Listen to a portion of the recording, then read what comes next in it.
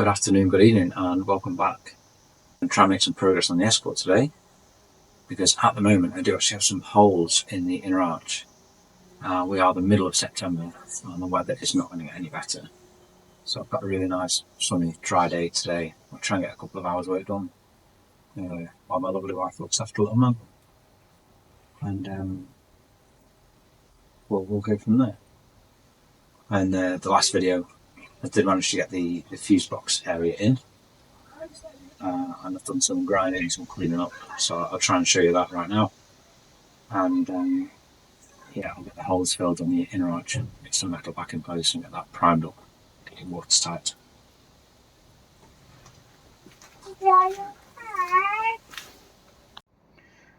Looking in for an update on the fuse box panel that I've put in.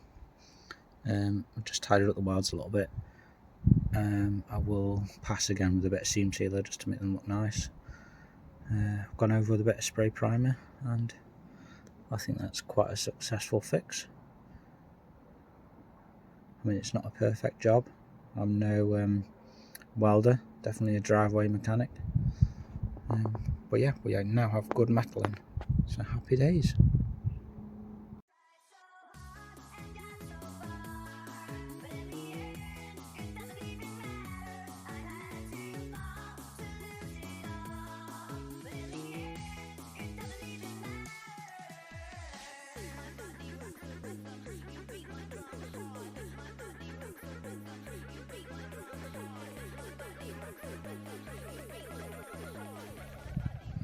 So firstly, I must remind you, I'm not a welder.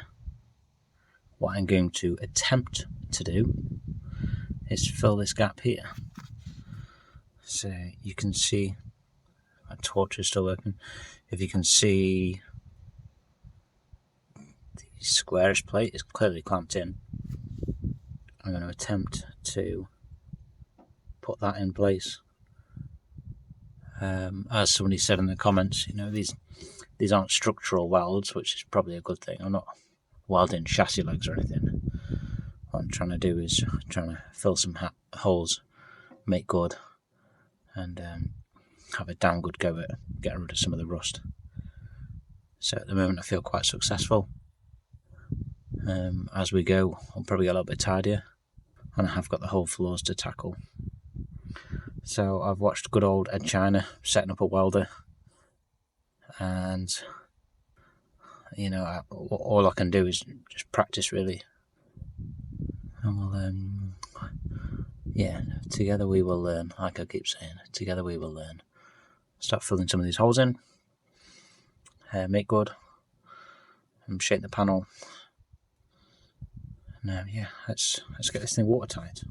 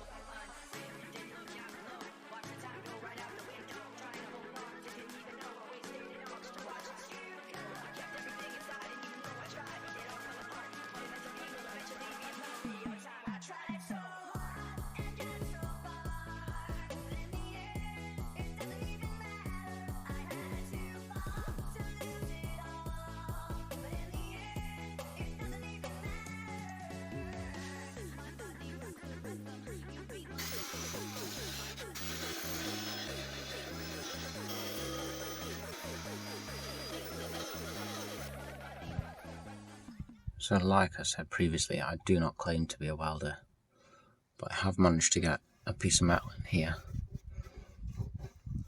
It has got some real rough bits, and from watching Ed China on his little video, I can see, oh, come on, focus. I can see where I'm going right, where I'm going wrong. I can definitely learn and improve. I've got metal which is stuck. I'm not a welder, but I cannot wait to come back to these videos later on and go, oh wow, look at that, look how bad it was. So I'm going to give these another little bit of a clean up. Incredibly noisy work. It's much quieter just welding and not having to clean up afterwards. 100%. But yeah, and then I've got this this hole on the inside to get filled in as well. I'll see if I can make this watertight. I've probably said that quite a lot in this video. See if I can get it watertight. And yeah, we're in a much better place with it being September. Look at the old crap from underneath. It's all the bad rusty metal that's come off, especially this piece around here. Alright, I'm going to carry on. I'm not entirely sure how many times I've made these little panels, but I've made yet another one with a bit of a cutout at the bottom to over another existing seam, and as I work my way up I can bend and mould it, but more importantly it's actually touching against this edge here, so I can actually get some metal to stick. We'll see how well I can get it to go in. But yeah, it is looking like it'll go quite nicely. Watertight, keep using that word. We'll get it watertight, airtight, so yeah, we can get into winter in a good place. It's at this moment here that I realised my camera didn't start when I asked it to. So we are getting metal on. It's not very tight, like I say, so I'm going to have to be a specialist with the grinder. But we are filling a gap. We are filling a gap.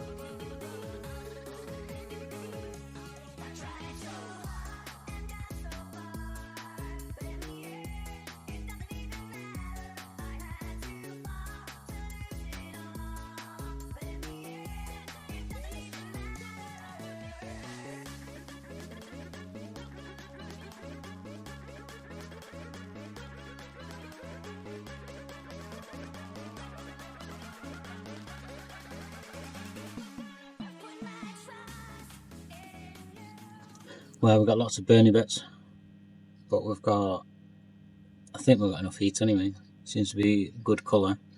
It's a bit spitty. I've tried all sorts of different settings. I've gone higher and lower on power. I've higher and lower on wire speed. I'm getting less blobs having a lower wire speed. But I'm probably about setting 1 of 10 for speed. I'm still getting quite a lot of build up. And I'm on max power, so it's the opposite to what I'd expect. The burn around would indicate that I haven't got enough gas on, but I've keep winding the gas up a little bit, and I still get the same result each time. So oh, come on, focus. Yeah, loving it. So I am going to cut the video there. This is a brilliant example of expectation versus reality. I'm pretty certain that the settings on my little snap-on welder are not adjusting anything. So there's an issue there. So I think that might be it for welding until next year, when we start getting the weather again, back in February. March, hopefully we get some nice clear dry weather, because at the minute it's absolutely bouncing down with rain. And the previous clips I've shown were filmed about a month ago. So this is about where we are. This is where we're going to leave the welding. The hole is filled. It looks terrible. It looks like some comments I see on other videos, like this is what a 5-year-old's weld would look like. This is probably not where I want it to be, and I guess a lot of you will be screaming out as well, saying, "Oh, why didn't you weld from the inside? Why didn't you weld from the inside?" Well, I have done the inside as well, in plain view, without the wheel hub, suspension, wheel arch, wing getting in the way of my welding mask. And still, no matter the settings, I'm still getting the same results with the welder. They are actually a little bit neater on the inside, but I cannot achieve.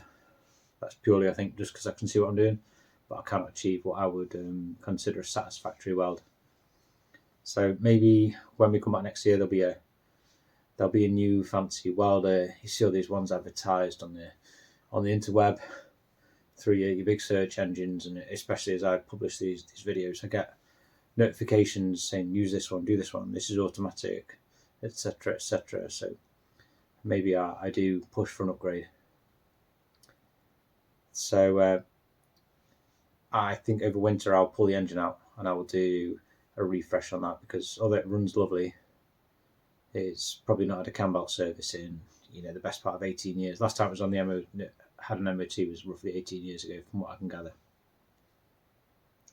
So we'll take that out, give that a good spruce up, maybe replace a load of rubber components, and we'll try and make it look pretty. While I'm in there, I can actually potentially do a proper bit of painting on the inner arch where I've just put this panel in. Oh, excuse me, burping on video. I might cut that out. I might not.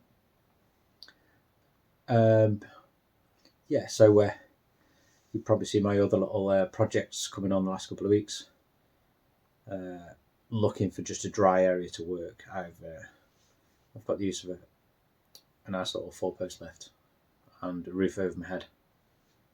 So I'll be looking at another car to do another quick flip on, teaching myself the mechanics, teaching myself how to get myself out of trouble. A simple ball joint on a Mini has really, really hampered me recently. Although it popped, it came away from the wishbone, I couldn't physically get it out the hub. It was seized. Dissimilar metals, and it was well jammed in there. So yeah, bang me a comment down below if you're still here. Well done, I do appreciate that. Bang me a comment down below. We're fishing at the minute for a new car.